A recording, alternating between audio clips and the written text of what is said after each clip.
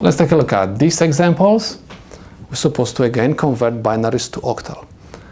First, we're supposed to make the groups of 3 bits.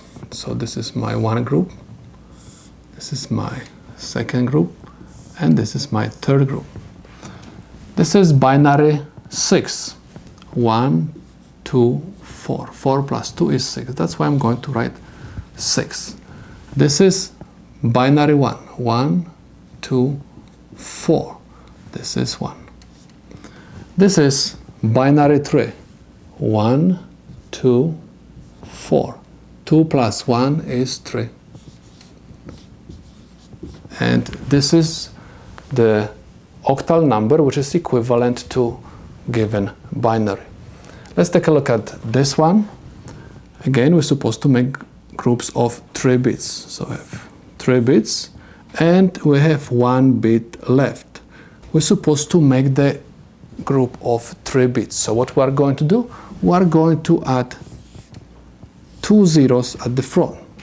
And I have 3 bits, that's why I can create extra group over here. So this is binary 1, and this is binary 3.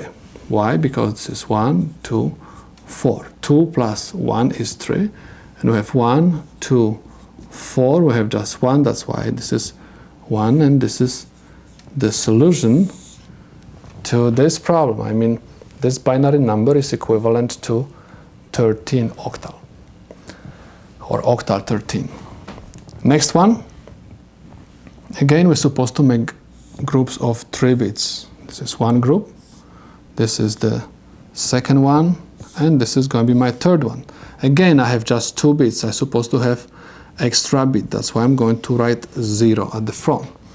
So this is 1, 2, 4. 2 plus 1 is 3. This is 1, 2, 4. I have 2. And I have all zeros. That's why this is 0. And this is base 8. So octal 320 is equivalent to this binary number. And this is the solution to my problem.